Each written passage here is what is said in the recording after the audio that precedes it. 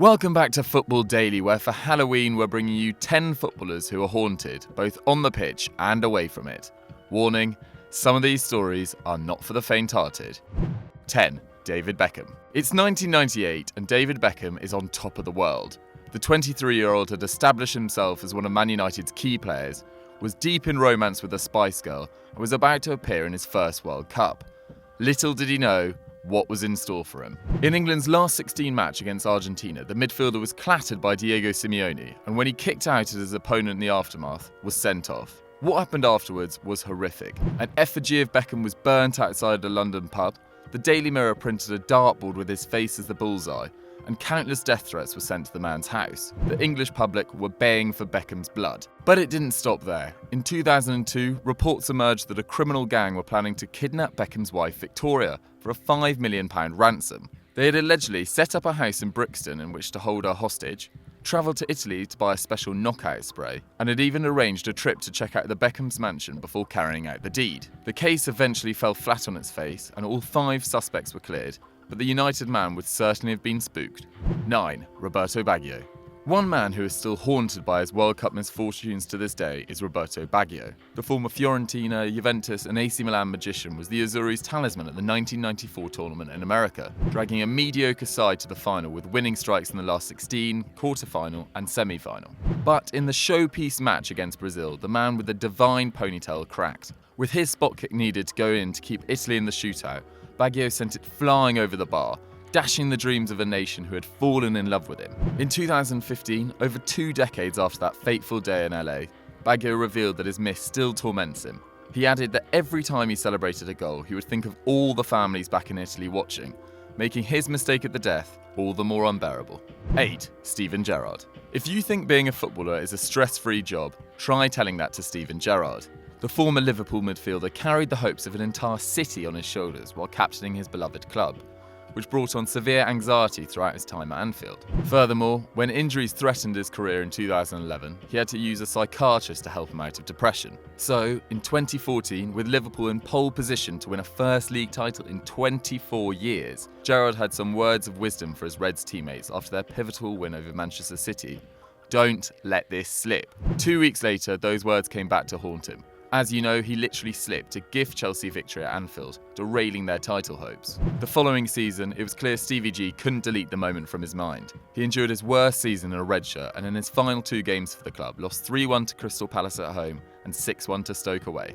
7. Mohamed Mujik. The 1962 World Cup was remembered for 2 things: Garrincha and violence. It was the scene of the infamous Battle of Santiago between Italy and Chile, in which 2 players were sent off and police even had to intervene, such was the level of physical brutality.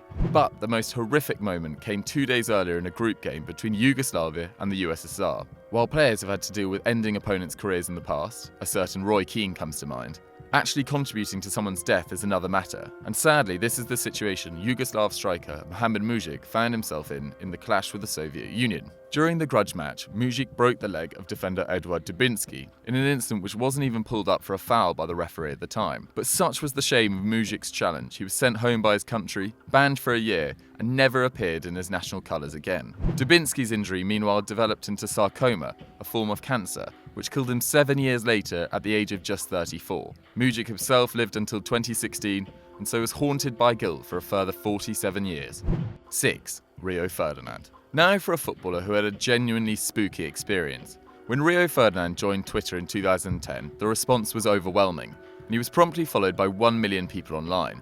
But one fan took it far too literally. Former model Susan Ibrew was arrested after repeatedly turning up at the Manchester United star's home and searching through his bins, and even fled from court on her first hearing. She was eventually jailed for 12 weeks in 2012, and Rio must have hoped this had given her the message. But years later, Ibrew returned. Despite having a restraining order, she bypassed this by signing up with Rio Ferdinand's personal trainer, and even sent the instructor text joking the defender should pay for her lessons. Very strange behaviour indeed. 5. Fabio Quagliarella. For our second stalker-themed entry, we have Italian striker Fabio Quagliarella, whose move back home to play for local side Napoli in 2009 turned from a dream come true to a living nightmare. The city welcomed Quagliarella like a returning war hero. with chants instantly written in tribute to the forward, and newspapers referring to him as a 17th century Neapolitan leader Masaniello. But away from the pitch, Quagliarella was going through hell, receiving constant text messages and letters accusing him of being involved with the mafia and being addicted to drugs. To help him find the culprit, he called on friend and local investigator Raffaele Piccolo, who in return asked the striker for match tickets and signed memorabilia. As his stalker's harassment became more intense and directed towards his parents and children, Quagliarella's performance suffered, and the next season he was loaned to rivals Juventus, leading the fans to brand him a traitor. Even in Turin, the striker was still bombarded with abuse via text and mail, and finally the penny dropped. His stalker was in fact Piccolo, who had used his trusted position to manipulate Quagliarella by insisting he didn't tell anyone about his predicament as it could compromise the investigation. After speaking with Napoli's head of police, Quagliarella recorded his conversations with Piccolo, and the suspect's house was eventually raided, revealing the policeman to be the serial stalker. 4. Kenny Dalglish. Like Steven Gerrard, Kenny Dalglish possesses a near spiritual relationship with Liverpool Football Club. He made over 500 appearances for the Reds as a player and coached the side to 3 league titles at the end of the 1980s as player-manager. So, when the Hillsborough disaster occurred in 1989, it hit Dalglish particularly hard. 96 Liverpool fans died in English football's worst ever tragedy, and the Reds manager became a heroic figure in its aftermath, attending almost every funeral, at one point going to 4 in one day and supporting families as they grieved. Dalglish was so haunted by the disaster that he resigned as manager in 1991 and stayed silent on the entire subject for nearly 20 years. In 2017, his family revealed that the legendary forward never truly dealt with the tragedy and that he was impossible to live with, such was his sadness in the aftermath. No wonder fans called for Dalglish to get a knighthood in 2011. 3. Stig Tofting.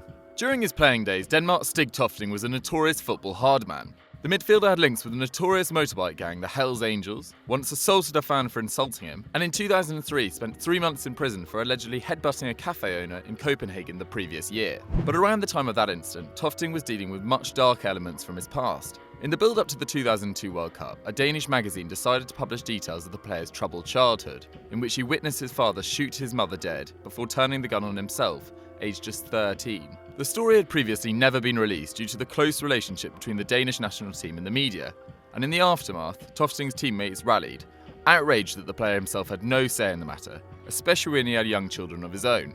3 years later, he addressed the issues in his autobiography, titled No Regrets. 2. Neil Lennon. In his playing days at Celtic, the Catholic midfielder received his fair share of sectarian abuse from Rangers fans, coupled with death threats from loyalist ultras whilst playing for his native Northern Ireland. Lennon had to retire from captaining the Green and White Army in 2002 due to fears for his safety on the pitch, and 6 years later was beaten unconscious by 2 men as he was leaving a pub. But when he became a manager, things arguably got even worse. While in charge of his beloved boys, Lennon became the target of letter bombers, with police intercepting a number of potentially deadly items and eventually convicting 2 Rangers thugs for the crimes. It hasn't stopped Lennon though, he continues to manage in Scotland with Hibs. 1.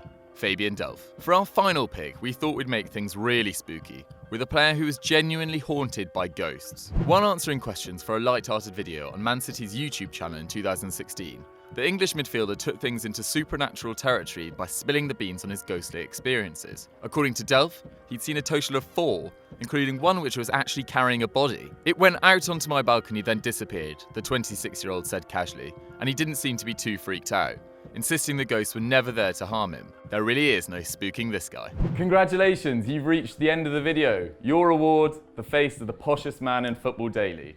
For more great content, why don't you click in this box here, and as always, don't forget to like and subscribe.